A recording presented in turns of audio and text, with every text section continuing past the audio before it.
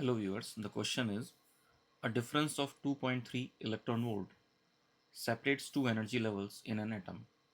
What is the frequency of radiation emitted when the atom makes a transition from the upper level to the lower level?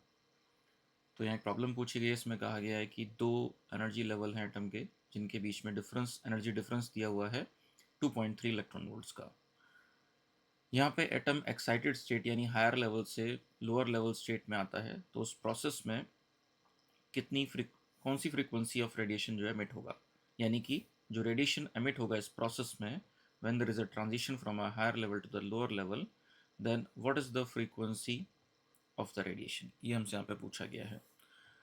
तो यहाँ पे सबसे पहले जो energy हमें given है वो इलेक्ट्रॉन वोल्ट में गिवन है 2.3 इलेक्ट्रॉन वोल्ट्स। तो इसको सबसे पहले हम कन्वर्ट कर लेंगे इनटू द जूल। तो इसके लिए हम इसे मल्टीप्लाई करेंगे विद 1.6 इंटू 10⁻⁻19 कूलम से। तो इस तरह से फिर हमारा आंसर आ जाता है इन जूल्स। तो ये वैल्यू हमारी आ जाएगी 3.68 मल्टीप्लाइड बाय 10⁻⁻19 जूल। तो इस तरह से एनर्जी यहाँ पे आ गई हमारी इन जूल्स। अब जो कंसेप्ट है इसके पीछे, इस प्रॉब्लम को सॉल्व करने के पीछे, वो ये है कि there is a relationship between the energy difference and the value of the frequency emitted, और वो रिलेशनशिप है इक्वल्स टू एच न्यू। यहाँ पे ई है the change in energy level, H है प्लांक्स कांस्टेंट एंड न्यू है फ्रीक्वेंसी। तो frequency फिर हो जाएगी यहाँ पे डेल्टा ई। डेल्टा ई का मतलब ये है कि एनर्जी डिफरेंस, दोनों लेवल्स में energy difference.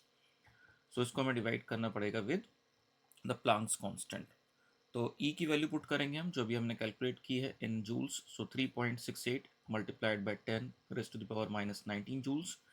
This is divided by h. H की वैल्यू अप्रॉक्सीमेटली हम 6.62 के आसपास ले लेते हैं इंटू 10⁻34 ये वैल्यू होती है। इसको पुट करने के बाद जो हमारा रिजल्ट आता है nearly equal to 5.55 into 10⁻14 hertz, ये हमारी फ्रीक्वेंसी निकल के आती है। So this is the answer 5.55 into 10⁻14 hertz, 10 power plus 14 hertz.